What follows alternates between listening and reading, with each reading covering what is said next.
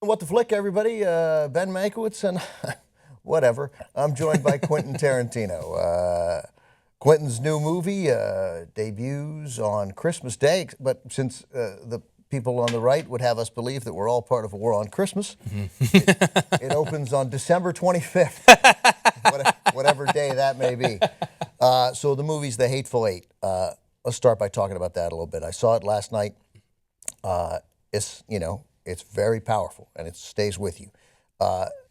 3 hours and what, 6 minutes? No, I like, well, maybe if you count the entire closing credits. I think it's about the experience, the roadshow experience in particular, is about including the intermission that's inside of it, is about 3 minutes and 3 hours and 2 minutes or something like that. 3 hours and 2 minutes, and with an overture at the beginning. Like this is in some ways, hearing you talk about it, you're a little like a studio executive in 1954 when they were so paranoid about television that we've got to make these movies bigger and more splendid and Cinerama and the made up forms of Cinerama, the words that didn't mean anything. But this is 70 millimeter, right? Yeah. So you're trying to deliver an experience that is very different than somebody watching on a computer or, God forbid, a phone. I had a couple of really nice hits in the case of Inglourious Basterds and Django Unchained, and I wanted to kind of really take advantage of my high stock rate, basically. Yeah. And one of the ways I could do that was, as time has gone on, cinema projection in particular has gone the way of the dodo bird for the most part, except for certain revival theaters. And I wanted to commit to a format that would make the studio, if they're going to pay for the whole thing of doing a 70 millimeter film, then they're going to at least make an effort to have it have a cinema projection in some theaters. Now, don't get me wrong. I actually really like the DCP version, and it's a lot of fun. And if you just want to go see a movie, it still works just in a regular theater. Absolutely, absolutely. To me, the roadshow version, which I'm imagining is what you saw. So people know that's that has an overture at the beginning. What, 5 minutes? Yeah, there's a 5-minute overture, and then there's an intermission in the middle, and it's a little longer than the other version, about maybe 4 minutes or so. And but my feeling about it is the DCP version that's going to play in all the malls all over America and stuff. That's a real fun version, and a case can be made actually. The two movies aren't that different, however. The intermission does change everything as far as your viewing experience is concerned. First, you talk about it, first of all. That's totally different to me. Yeah. You inevitably are going to talk about what you've just seen halfway through. Absolutely. I mean, a case can actually be made that the DCP version, who knows, might even be more intense because you don't have a break. Right. After the big moment that wraps up the first half, stuff kicks off in the second half pretty quickly. Yeah. And so without a break, it's just like boom, boom, boom, boom, boom. Right. It's relentless. But where I'm coming from is, as far as that roadshow version is concerned, it's like, well, you're mine. Right. If you're going to go and buy the ticket for the roadshow version and you've got the program, and that's like, no, you're going to see La Boheme at La Scala. You're going to see Eugene O'Neill on Broadway. You're giving yourself to me, and it's my presentation for you. Yeah, so there's a little Mike Todd in you. There's a little showman in you. Then. All right, well, I like that. Well, I mean, the thing is, it actually is kind of nice to give an audience something that they can't get at home. That is something that you get when you go see that version of The Hateful Eight. I'll get back to the movie in a sec, but I read one thing I like about you is the way the honesty with which you embrace your age. Like, you're not hostile to new technology, but it's not yours. It's not what you grew up with. You're like, look, man, I'm in my 50s. What do you want from me? I read newspapers. I watch cable television. Yeah, exactly. And I'm not about to reinvent myself. Yeah. Well, it's just like, I mean, it's funny because it's really easy to get grumpy about some of this stuff. And the point being is, there are things that seem different or seem lost by the way technology has moved things around and stuff. Having said that, I've also gotten used to a whole lot of stuff too. Yeah. So whenever I think of some of that stuff just going away, it's like, oh, wow. I mean, like, I've gotten used to, I have DirecTV at home. So I've gotten used to, I'm watching a movie and everything. Then I hit the info button, and then it has the cast. Then I hit the filmography of this member of the cast. I've gotten used to doing stuff like that. Yeah, even as I'm watching a movie that I'm still connected to. And like all of a sudden that goes away, like when you're in a hotel room and you're like, oh, wow. Where's my? That's one thing that's gone for me. I don't watch television in a hotel room. I just don't. I'll have my computer. I'll watch something that I'm already into, that I'm already vested in, some series, something. But the idea of flicking channels. Actually, oddly enough, I don't really watch. Well, sometimes I don't bring my computer with me when I get through security very quickly. Yeah. I look at the idea of like being on airplanes and traveling as an excuse to not be connected. Yeah. Okay. To all this stuff. I mean, even something about the effect of like, I mean, on one hand, I don't like the way kind of journalism has taken a course where before you do an interview for Rolling Stone or you do an interview for Vanity Fair or whatever it was, or the New York Times Magazine, and you do a really nice sit-down interview, you spend 2 or 3 days with somebody, and then that interview, maybe it wasn't art, but it had this, it had its own reason for existence. It had a beginning and a middle and an end, and that was what it was. And it was always consumed that way and appreciated that way. Right. And maybe other interviewers would interview you down the line, and they'd ask questions about it. Right. But now, with the way things are like kind of chopped up, and like the go-to bits are posted on Times of India and The Guardian and 450 things, that's a real drag. At the same time, it's only a real drag if that's how you're reading if that's how you're consuming your media. If I don't Google my name every other day and see all that stuff listed, then it doesn't affect me whatsoever. Can you do that? Yeah, I have to kind of just, during this period of time right now, I have to take my iPad. The only thing I really have is an iPad. I take my iPad, I'm giving it to my assistant to hold on to for the next couple of months. Is that right? Yeah, so I'm not tempted to do that stuff. I admire that. That is, maybe I just need an assistant. I got nobody to give the iPad to. All right, well, we'll talk about the way news is consumed now and how news is reported, because I know that's interesting to you. But let me talk a little bit more about the movie. So Sam Jackson is 66, Kurt Russell is 64, Jennifer Jason Leigh is 53. Those are the 3 main stars of the movie. And you got Walton Goggins, who I know we both love from Justified and The Shield. And Tim Ross, 54, Michael Madsen, 57. I mean, have you been to the theaters lately? Like who? Like this is a little ballsy, no? I don't think it's ballsy. I mean, it is. It's one of my movies, and to me, most of those people, I consider them the Tarantino superstars. Right.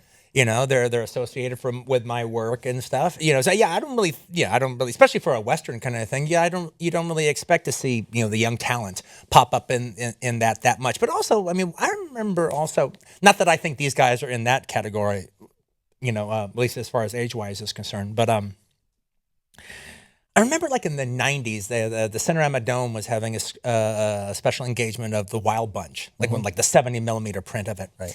And I remember me and a buddy of mine, Alex Rockwell, was a filmmaker. We went and saw it, and we just had a really good time. And one of the things that Alex was talking about as we were like having tacos or something after the movie was over was I liked how old everybody was. Yeah, totally. I liked their sagging bellies and their sagging tits, and the big, the steam scene, all right? And, they're just these old bags, all right, just carrying through. Now, my guys aren't quite like that, but I mean, I think you need that kind of, especially for like the legitimacy, both to actually handle the material and to actually, every character in that movie has to suggest at least 4 other movies that they lived. That's right. Before they ended up being at Minnie's Haberdashery. That's a really great way of putting it. Yeah, I mean, I read, you did to go back to one of those articles to refer to, I think it was the New York Magazine piece, which was really interesting. But you talked about like a couple movies, I guess, from I think 2010, maybe I have the years wrong, but you talked about The Fighter and The Town, both movies that you liked, right? Both quality, one Ben Affleck's movie, the other one David O. Russell's movie. But that The Town, long term, will suffer from being this really interesting story about criminals and this compelling movie, and you're into it, and it races along. But everybody's so beautiful that it's it gets a little I mean, you just said and I'm not trying to, because I actually really liked The Town. I got it. Yeah, you liked it. Yeah. But I mean, the fact that everybody's gorgeous, the FBI guy is gorgeous, the bank teller is gorgeous. I mean, Kathy Bates couldn't have played the bank teller, or I mean, I think she's gorgeous in her own way. But I mean, but it's like but then But then you compare it to if the fighter hadn't have come out the same year and took place in the same area, Right. I don't know if I would have. I got you. Right. I don't know if I would have been so harsh on my retrospect on the town. But those sisters, Right. in The Fighter are just they're No, they made that movie credible in a different way, which I think will make it last longer. absolutely. I mean, there's but even the movie stars, Christian Bale, he looked perfect. Right. Sure. In the film. You can't help it. Yeah. But you could have cast, a young star in this movie. I mean, I don't want to betray anything. There is a young star in the movie, but you could have made one of those three leads, somebody young and hot. Well, the thing, I mean, hot in the career hot. yeah. Well, it was like one of those things where that was an interesting character, in particularly Daisy Domergue, because That's Jennifer Jason Leigh. that's the character Jennifer Jason Leigh plays. Most of the other characters in the piece that I wrote, I knew who those characters were, and I had a really good. And I for the most part, I wrote Oswaldo for Tim Roth. Yeah. I wrote Joe Gage for Michael Madsen. I wrote Major Warren for Sam Jackson. I for the most part, I wrote John Ruth for Kurt Russell. So they have many more pleasures that they will give me during the course of them investing in the material, but for the most part, I have an idea what I'm going to get. In the case of Daisy Domergue, she kind of became one of the most interesting characters because she's on the page, but she's not on the page. An actress literally needs to invest in playing that character from beginning to end to actually get to where she needs to get in the last chapter. You can't just jump to that last chapter. They have to actually do that whole movie, and then they're ready for the last chapter. Right. And exactly what you're going to see when you get there, you don't know because you can't jump to that. You have to just experience it. So it really was a situation of giving it to an actress to interpret that I had to really trust and I had to really invest. And I knew it had to be an actress that you liked her as a performer. You enjoyed watching her character work. And so one of the things is when Jennifer had come in and a couple of other actresses that come in. They were all kind of more or less era specific. They're auditioning. Yeah, they're auditioning. And the thing is, I realized, most of these guys are from the 90s, and I'm from the 90s, and this movie almost seems like a throwback to the 90s. There's a bit of a Western Reservoir Dogs vibe to it. Totally, yeah. So the gal should be from the 90s. And then Jennifer came in and was very impressive in the reading. But what really got me was I just started watching a bunch of her movies over again. So I watched Mrs. Parker and the Vicious Circle. I watched Georgia. I had a whole Jennifer Jason Leigh film festival. I watched about 8 movies. And I'd watch one and I couldn't wait to put the next one in. I just really enjoyed her performances so much. And she was such an entertaining actress. And especially about that time in the 90s and Existenz and especially in Mrs. Parker, it's like the movies were built around her. It's like her performance was the center of the movie and everything was built around that. And that's actually kind of what I needed for Daisy Domergue. Do you like having a John Ford-like sort of stable of actors? Does that feel cool? Because it seems like it would feel cool. Oh yeah, well it's like it is cool and it is fun and it's good to work with people that you enjoy spending time with and you enjoy going out to the bar with after the shoot's over. You enjoy working with them all the time, but there also is an aspect of my material isn't for every actor. Right. It's like you really have to know how to say the dialogue. You have to understand it. You have to get its rhythms. You have to see the sense of humor inside of it.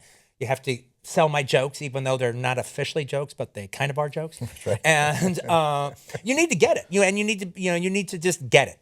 And that's not for everybody. Not everybody has a mouth that's made to say my dialogue. Well, these people are, and these people do say it very well. So that's one of the pluses of working with them. I imagine it's the same thing that a writer like Aaron Sorkin thinks. Like there's some good actors, but there's only a certain kind of actor that can say the things that I write. I would agree with that. I'm sure that's probably definitely the case, for him, where it's like, it's just really interesting. I've met with really interesting actors, but they don't speak Quentin talk. It gets cut in their throat a little bit. What if you were going to assess a person who's what would you think of a person whose favorite film of yours was Jackie Brown? What does that mean about that person? What does that mean? Okay, if I'm going to be snotty, I'm like, oh, it means you don't like my movies, and that's the one that's like the least like my movie, so that's the one you like. All right, I was going to be snotty about it.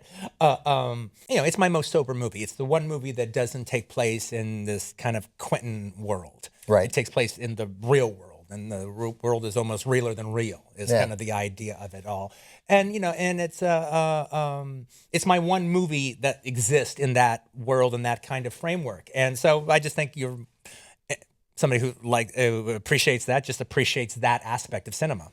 Yeah, that may be more than say Kill Bill. Well, that's interesting because that person is me, but I love your movies. Yeah, I mean, and I think why I love it is because I now know who you love as a writer. Mm-hmm. But to me, it's that starts with Elmore Leonard, and that starts with my love of Elmore Leonard that caused my love. Well, that of goes Jackie Brown. That really makes sense because where I was coming from, even before I made movies, was I want to do an Elmore Leonard movie, do a movie of an Elmore Leonard book someday, but really capture those rhythms that Elmore had, that movies felt they had to change when they did it, and I think I did that pretty well. Oh, I mean, look, there have been some great adaptations of Leonard books. Yeah, there actually now there has been. 310 to Yuma, but also, I mean, just whatever, Get Shorty and Out of Sight, but Leonard and thought that one was the best, and that's saying something. No, that's saying a lot. No, I'm really, really proud of it. I mean, the thing about it was,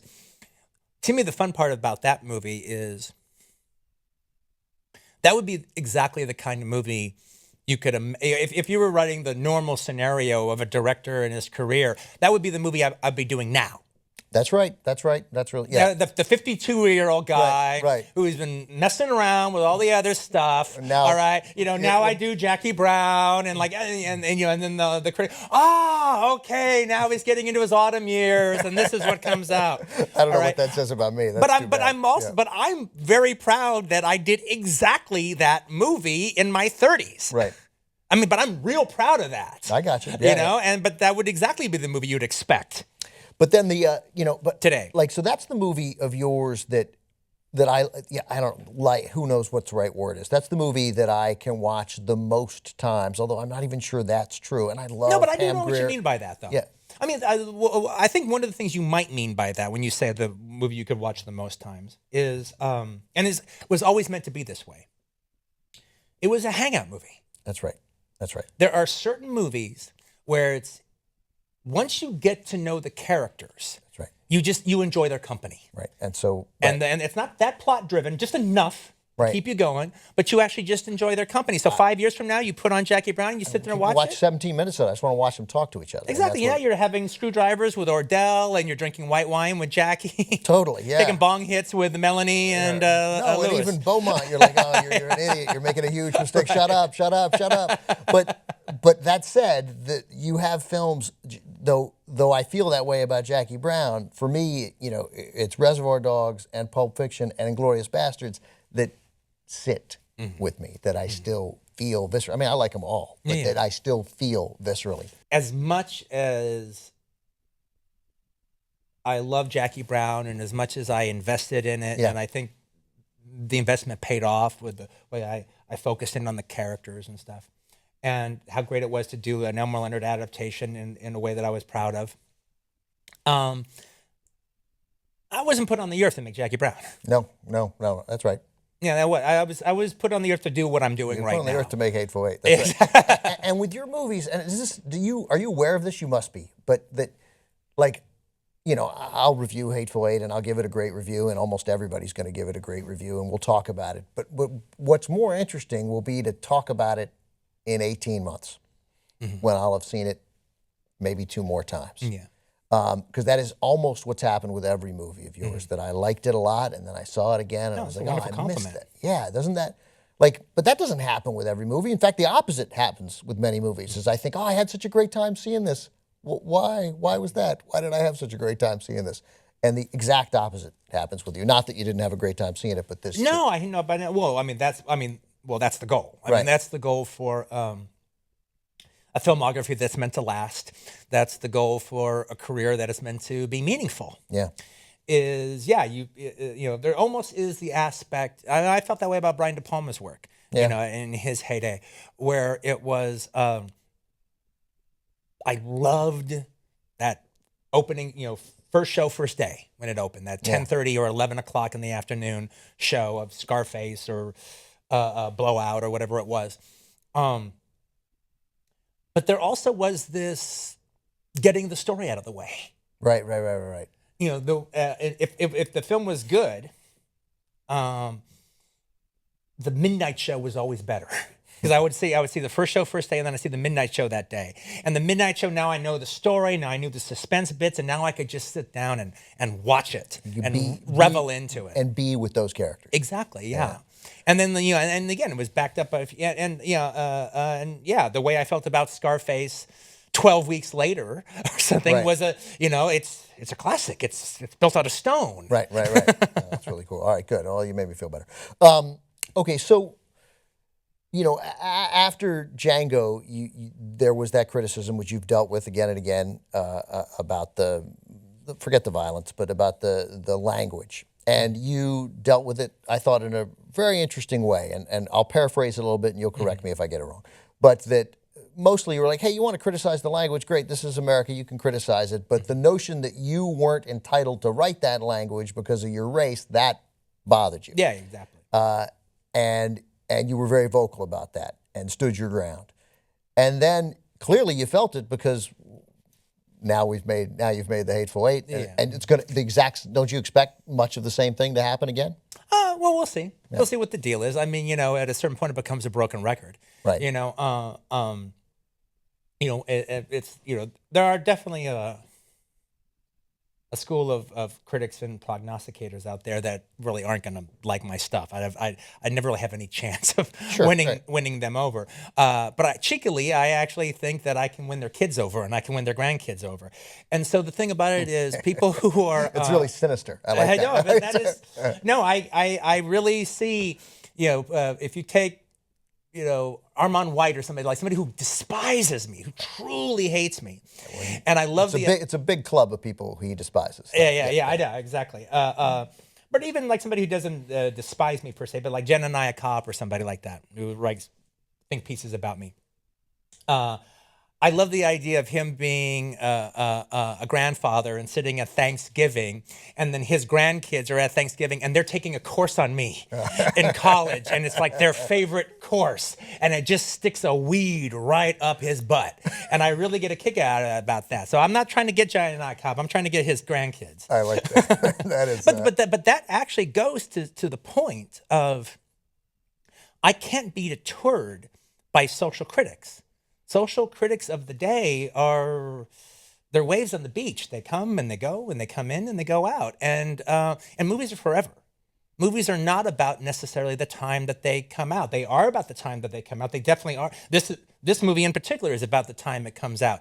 But it's also about the time it's going to exist on that shelf for hopefully the next 50 or 60 years. I don't want to ask you to put words in other people's mouths, but isn't it, and I get the criticism. I mean, people get to, I suppose they get, the N-word is used a lot, and so that's going to make some people uncomfortable. You know that. It's partly why you write it. But isn't it a little disrespectful of critics to suggest that it's inappropriate for you to write that way when Sam Jackson and Jamie Foxx are embracing it the way that they do? I mean, these are grown men able to make their own decisions. That's true. But the other thing about it though is, in particular when it comes to that issue, they'll use certain buzzwords to attack me. Where they'll say something like I'm doing racial ventriloquism. Okay. All right. So I'm creating black characters that can spout all this stuff because that's okay if I put it in the mouth of black characters. Well, that probably sounds good in their little think piece, but isn't that what a writer does? All right. I never heard F. Scott Fitzgerald being considered a woman ventriloquist. Right. You know, Joe Mankiewicz. Joe Or- Mankiewicz, yes. great for wrote women I brilliantly. never considered him. Joseph Mankiewicz being a female ventriloquist when he wrote All About Eve. Right. All right. He's a writer. It's a writer's job. Right. To write characters that are like yourself and other characters that aren't yourself, and different races and different sexes and different ages, and to be other people.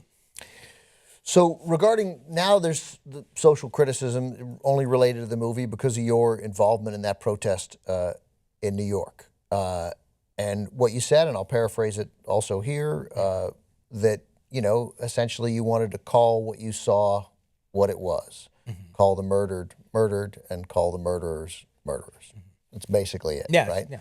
And that turned into now, allegedly, I doubt this gets pulled off, a boycott. I mean, it's easy to say you're having a boycott. That doesn't necessarily mean people are actually Exactly. It doesn't mean that people are going to follow it. We're going to follow it and not go. Of various police unions in various cities because you owe cops an apology. As far as I can tell, you haven't given an apology. Normally, that's what people on the left do, is they apologize. Yeah, no, I only clarified what I said, never in a walking back kind of way, but only had to clarify it simply because they were slandering about what I said. They were misrepresenting what I said, and so I just clarified it a little bit more. That was it. And then you let it go. You're capable of just letting it go and move on. And even though day after day there'll be stuff written about you, you're not that you don't care, but you're going to force yourself not to be bothered. Well, you know, it's like, I mean, frankly, it's a lot easier when it seems like the tide has turned in your direction. Right. All right. Which actually right now feels like the tide has turned in my direction. I mean, the way the cop mouthpieces for the work for the different police unions, the language they've used Right. to basically threaten me. Not that I'm really afraid of them, not because I think I'm such a badass, but simply because I at the end of the day, I don't feel that the police are this sinister organization that are actually trying to target citizens to hurt me. And they're just actually trying to embarrass me. But yet they're using this language that makes them sound like bad guys in an 80s action movie. And then people have, a lot of people have, and a lot of publications have supported both what I said and decried how they've treated me. You're a Hollywood filmmaker. Why was it important to you to show up at that rally? Why was talking about this important? What in your life, your experience, has made your voice vital or necessary to this movement? If for the last year and a half, you have been sitting at home and watching seemingly one incident after another of black and brown people, unarmed, being shot by the police in extremely questionable ways, and not having the patrol officers, for the most part, facing anything other than internal tribunals. Yeah. And you know, the prosecutors are not the prosecutor that was involved in the case did not represent Tamir Rice. Right. He represented the cop who shot him. That's right. And that's just not okay. And you know, what's going on in Chicago right now is, when you look at that video that's come out in the last few days, and it's over tipping the Chicago governmental system like an apple cart. Yeah. And as disturbing as the shooting is, in its own way, as equally disturbing as there must have been 8 or 9 cops on the scene right there. And none of them said anything. None of them did anything. None of them changed their stories. None of them, they just shut up, and they just let this thing cover up happen for a year now. It's those 8 cops on the scene who apparently didn't do anything. You know, that's the way that I felt during Rodney King. When you see that, you want to understand why one cop isn't putting his hand on it and saying, "Larry, we got him. That's it." You know, and so. Well, it goes against the whole bad apple argument. It does. It makes this institutional. Yeah, exactly. Yeah, well, it absolutely is institutional, and it's institutional in it's institutional racism, but it's also institutional brutality on the side of the police force and institutional cover-ups going on. This blue wall that they're protecting, and the police force have to be better than that. You know, Fox News, every time that there is a mass shooting, certainly after the horrors of Paris, there's that expectation, not everybody there, but the company line will be, among many on the right, is where are the Muslims, moderate Muslims, standing up and condemning this, even though that happens with enormous regularity, doesn't matter. Yet, when we see brutality exhibited by a certain percentage, whatever that is, of police officers, we see no one is demanding, hey, where are the good cops, saying, hey, maybe don't shoot somebody after they're cuffed and tased. Yes. Why? What is it? I mean, you're a storyteller, so what is it about that thin blue line that makes clearly many thousands and thousands of decent people who signed up see the same video and think, what? I can't say. I mean, every time we see one of those pictures, they are making the job of good cops much harder. Oh, I mean, I absolutely agree. You know, it's like, well, okay, if it's a case of bad apples, well, the guy who shot the young man, he's a bad apple. But then, are the 9 other ones bad apples? Is the chief of police who was just fired, is he a bad apple? Is Rahm Emanuel a bad apple? Is the prosecutor that didn't push the case, are they a bad apple? Well, I can go with the bad apple theory if everybody's the bad apple. And you talk about those 80s movies and some 50s movies too. I mean, you know, it was so easy. We instinctively, we all buy into it because, you know, internal affairs, those are the bad guys, right? Those are the rats, right? But, maybe we made a mistake having those guys be the bad guys in movie after movie. I feel the police they've lost trust with the public. And it's because of this type of cover-up. It's because of that incident happened, and then the head of the union put out this big statement, and I watched him make the statement about, no, it was self-defense, and this is what it was. And, of course, the victim was criminalized, a post-mortem. And then they saw the video maybe a day or so later, and none of that was ever changed for an entire year. And now when he was, and now when the head of that union in Chicago, they bring up, well, you said this and you said that. Well, I mean, I wasn't there. It was hearsay. And now he's walking backwards. Well, he wasn't walking backwards on that day. Right. And, you know, the police have to make this right. We have to trust the police. This is untenable. We need to trust the police. We need to have faith in them.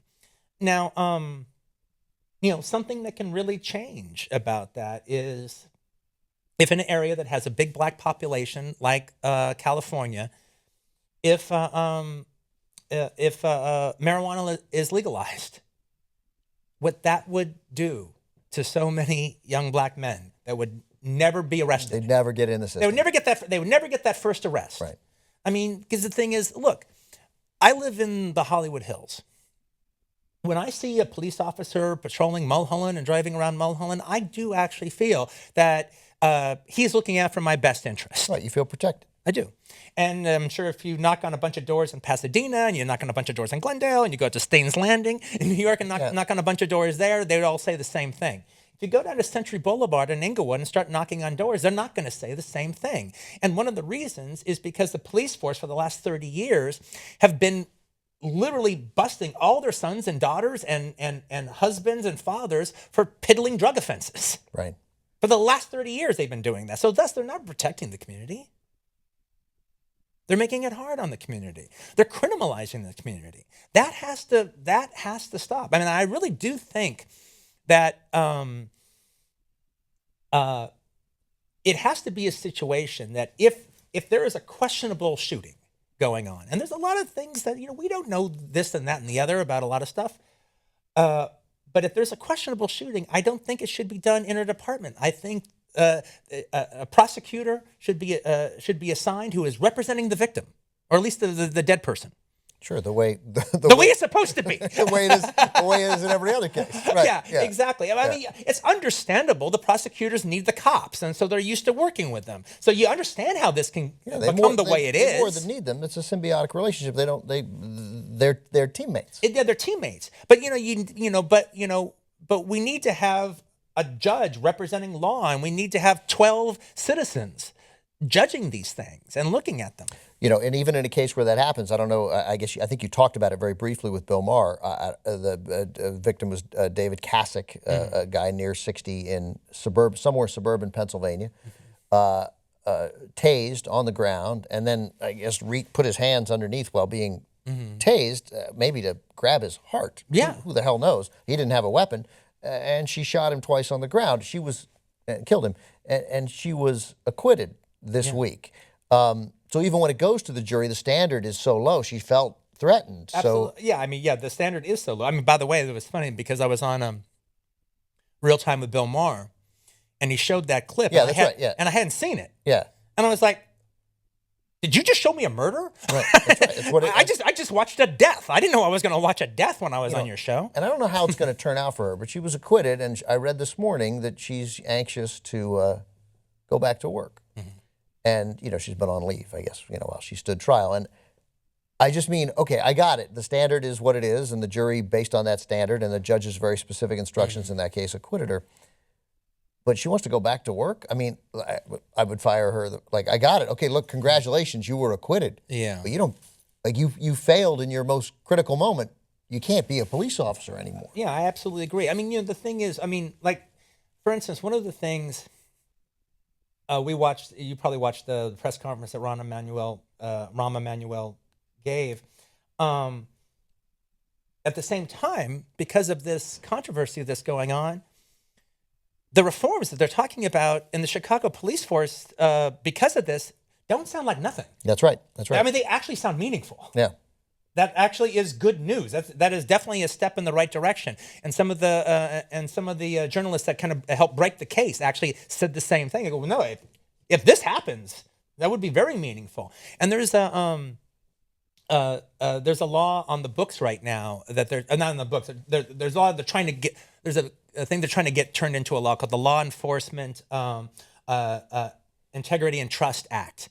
That is fantastic. If that were made the law of the land, it would actually go a long, long way to restoring, literally, trust between the public and the law enforcement again. As a storyteller, does it interest you about the thin blue line, that the idea of maybe if some of a group of cops broke it, a group of good cops who all just merely said, "Yeah, we can't behave this way. They're cuffed. They're down. It's over. That's it."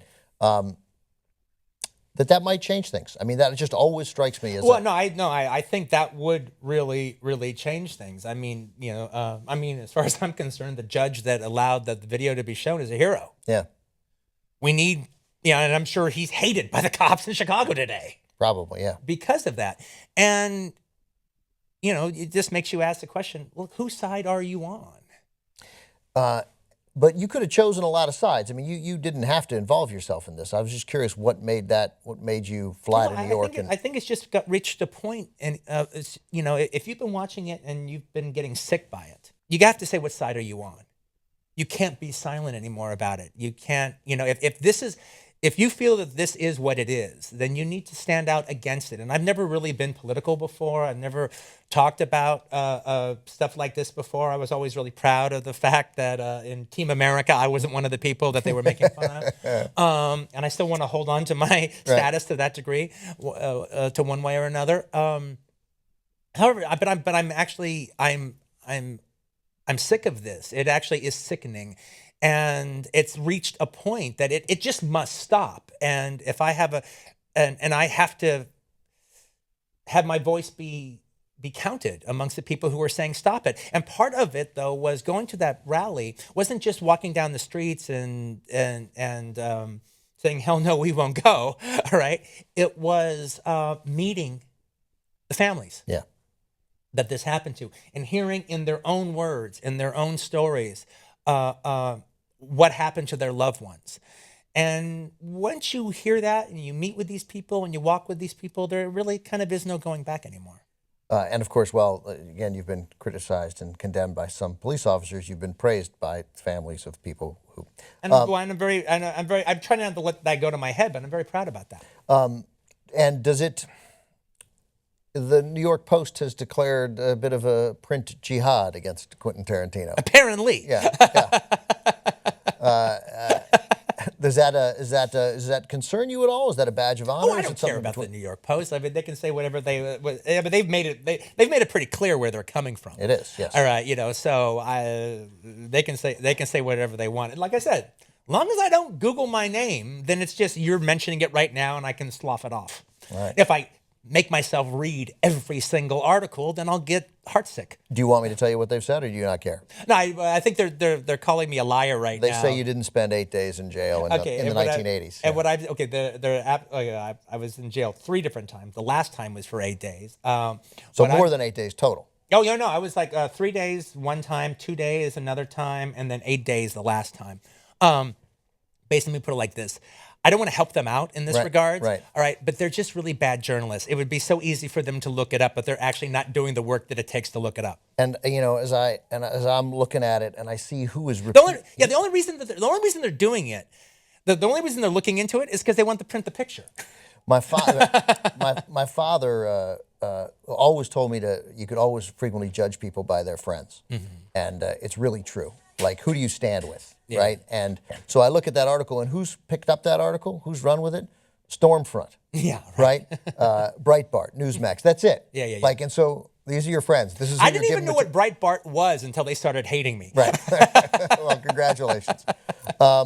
So let me get back to the movie for a sec, because I think also in that New York Magazine piece, really interesting, and obviously coming from my background at TCM, I thought this was interesting, that you think the Western is sort of the genre that best manifests that best reflects a specific decade. Yeah, I that do. The Westerns from the 30s were very much of that time, of the Depression.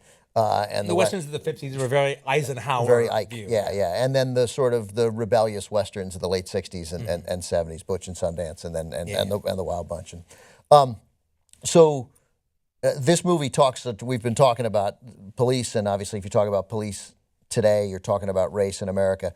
This movie set, 10 years more or less after the Civil War? Yeah, it's not clear. It's in the script I wrote, it takes place either 6 or 8 or 10 years after the Civil War. You wrote that it's not clear. Yeah. Even though it's your world, you created it. Yeah, I don't want to make it specific. It's where one of those 3, you choose which one, whatever one you Early feel. 1870s. Yeah, exactly. And this is very much about race and about sort of America and Americans figuring out what that war was about. And, we got Walton Goggins, who, again, as you, I think, pointed out, feels like he was created to deliver Tarantino dialogue. Very much so, yeah. I think, by the way, I wonder whether at any point he'll be able to play a non-racist. Yeah, I know. It'd be nice to see. That guy is getting tragically typecast. He's such a good actor. But is there... But you managed to give him, there are a couple of speeches that he has in there where he really talks about his father and his father defending a group of men and losing with dignity, where I thought, I believe this guy. I believe that this is most important to him. Hating black people is not most important to him. It gave him much more humanity than I had presumed he'd had to that point in the film. Well, I got to say, I mean, it's interesting you point that out. That was probably one of my most revelatory moments in writing the script, because I feel about the Confederate cause as if there are Nazis. Right. You do? Yes, I do. Absolutely. Yeah. I always have. Yeah. And, America's catching up with me about how I've always felt about the rebel flag. Right, sure. However, I'm not judgmental about my characters. Right. It's my job to try to not be judgmental about them and let them be who they are and let them think what they think and express themselves the way they express themselves. And I'm writing that debate in the Stagecoach. Yeah. And then all of a sudden, Chris Mannix, the character Will Goggins plays, pulls out a very stirring defense for his dad, who's basically a Quantrill Raider type guy. Right. But why his dad did what he did. And it's a very eloquent defense. And it actually makes sense. And I shocked myself that that came out of me. But it didn't come out of me. It came out of him, and it came out of me opening myself up to him. But that's probably the thing I'm the most proudest about, because that would not be where I would be coming from. But you wrote it, right? That's not, I mean, that's all your, that's No, your I'm not saying Walt. I'm saying that when I say he, I mean Chris Mannix, the character. Okay. Yeah, I mean, but that's my job. That's what it goes back to what we were saying about talking about before about being a ventriloquist when it comes to black characters or female characters or anybody else. Is I'm not them. I'm not me. I'm them. My art is open and I'm connected and I'm not trying to move things along. I'm just open to who these people are. And then the things that they say literally come out of them. It's part of a writer's ability to cut themselves off to some degree or another and be other people. I thought that moment, his sort of defense, and I think the natural inclination to have sympathy with him as an audience member at that moment, comes, and maybe this is just from me, but comes in part from it being the son. Like, I would have had less sympathy for that defense if it was from Chris Mannix's father. Well, no, that makes sense. I mean, the very fact that he's not wanted, right, shows you that while he might have been a captain, he didn't engage in the wholesale robbery or murders that Quantrill's Raiders did. That he was probably just a little too young for that, or that I mean, there would be a wanted poster on him if he was a dyed-in-the-wool Mannix Marauder. Right.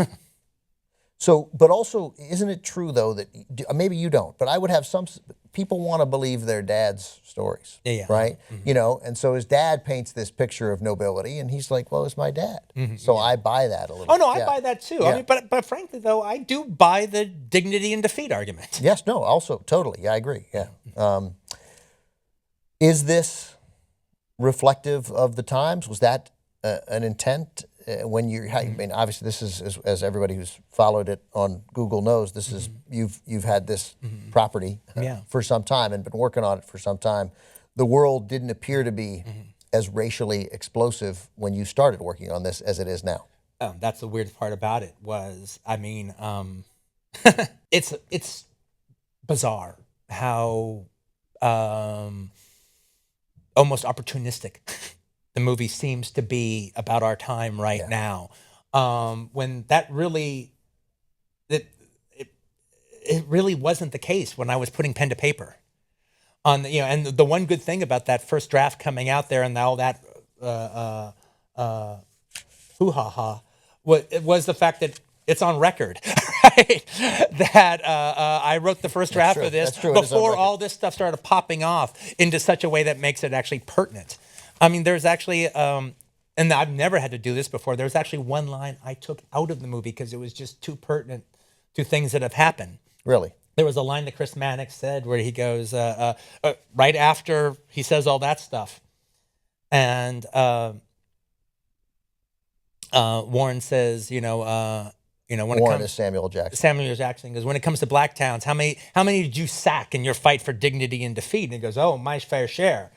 And he goes, when black folks are scared, that's when white folks are safe. You ask the people of South Carolina, they feel safe. Well, so I took that out. Right. But that's a great line. That when black folks are scared, that's when white people feel safe. That is a hugely resonant line today. Yeah.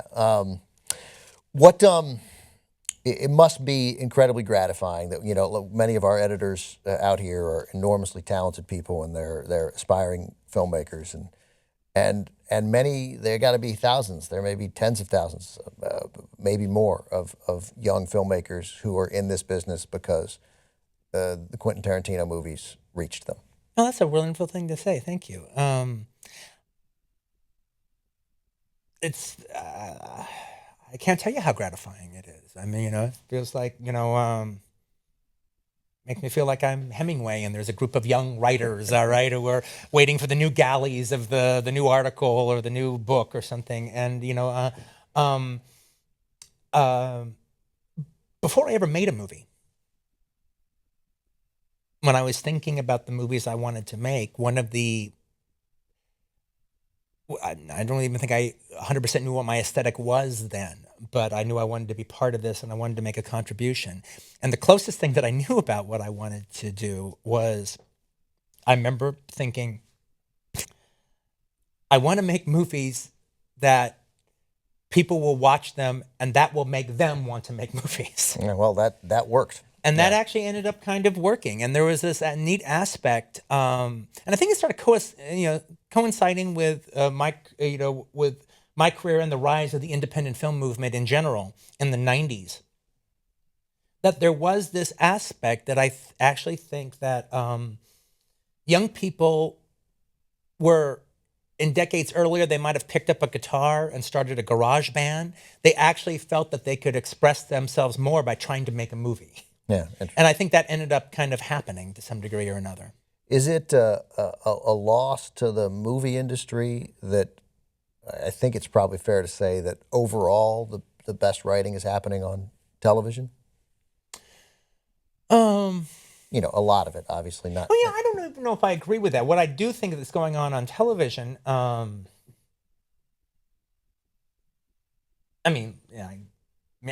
favorite screenwriter is Aaron Sorkin, so I guess you could say that because he does this movie this year and he did Newsroom the last 3 years. All right, we reviewed the Newsroom. We had a love-hate relationship with it. You just loved it. Right? I loved it. Yeah. I loved it. That was the only show that I watched every episode 3 times. Oh man, I loved the news stuff. I had trouble with the personal stuff in that.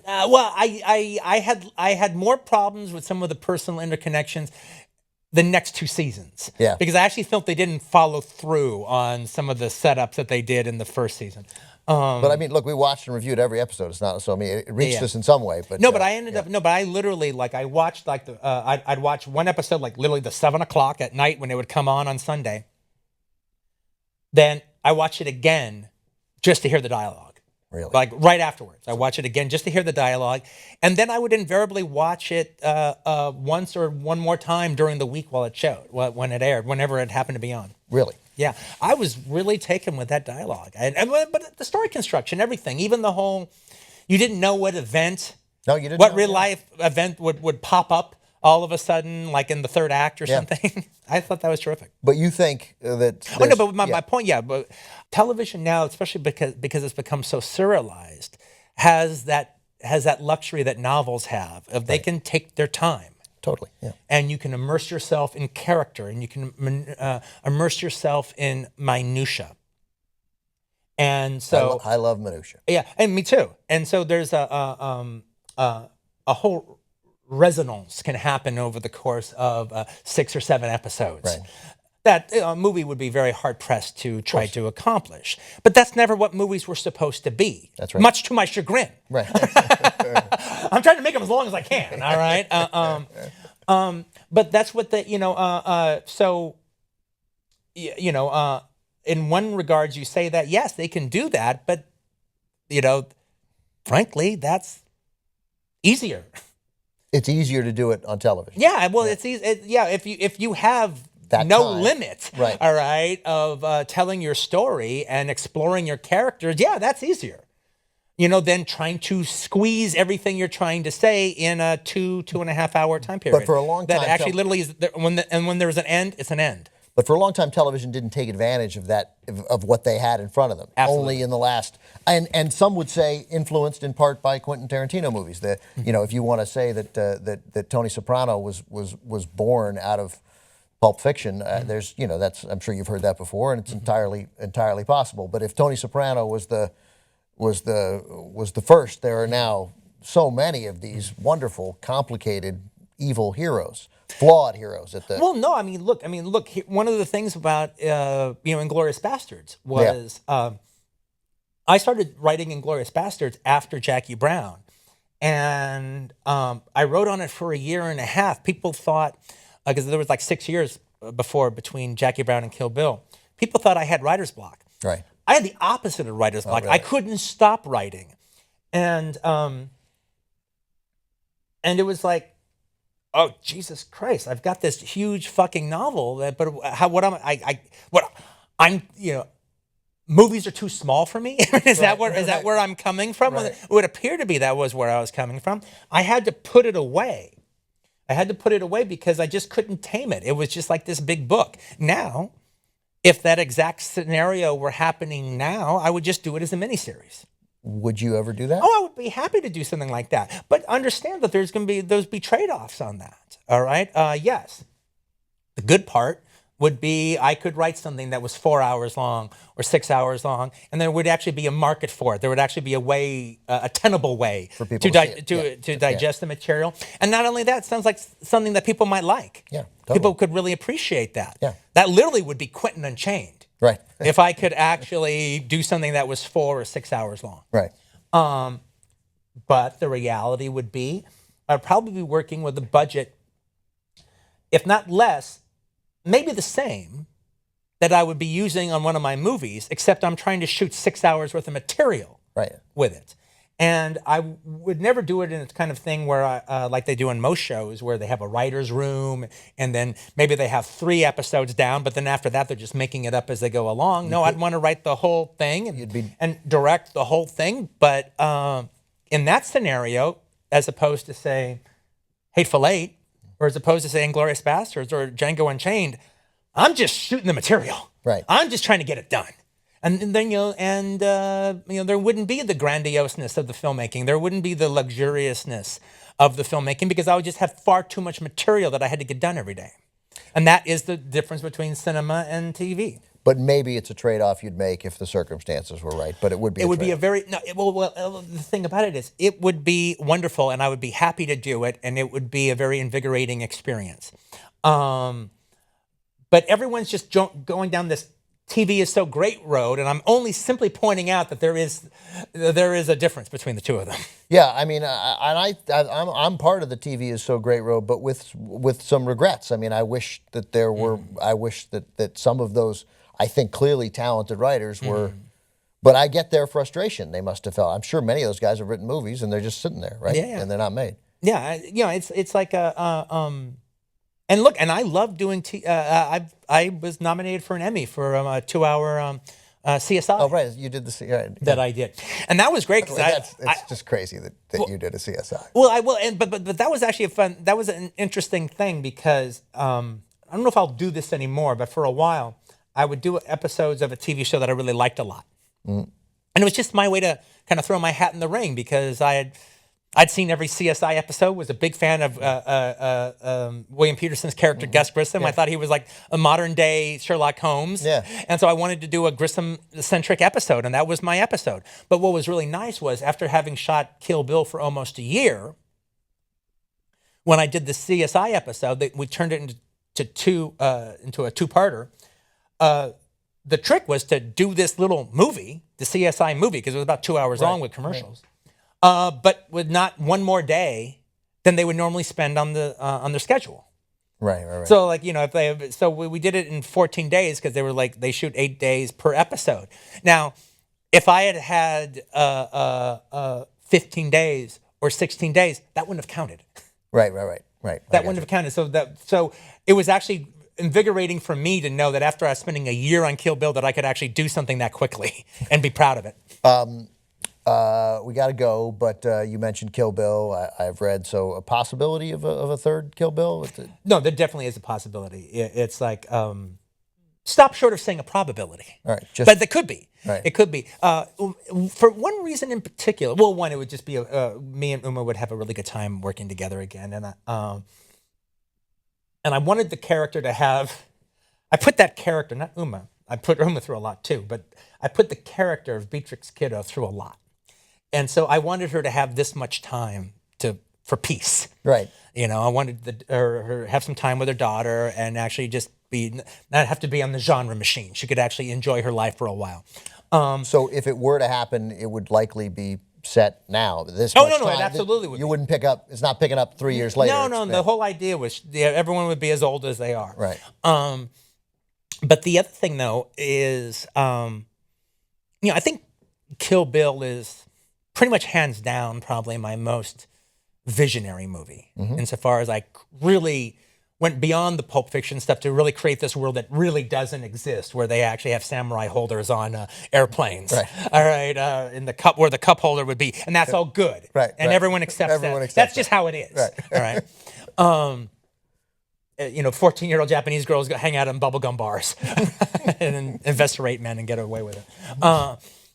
So the thing about it was that is probably my most visionary cinematic contribution. Now, since then, my work has taken a turn towards the literary, and it's gotten denser and denser, with this one probably being the densest, Hateful Eight, of the group. So there would be, and that seems to be where I'm going to be going eventually too, is like writing novels and writing plays and theater and stuff eventually. So it would be nice to go back to just a visceral world that's not about the words anymore. So if you stop making movies, you're going to write plays?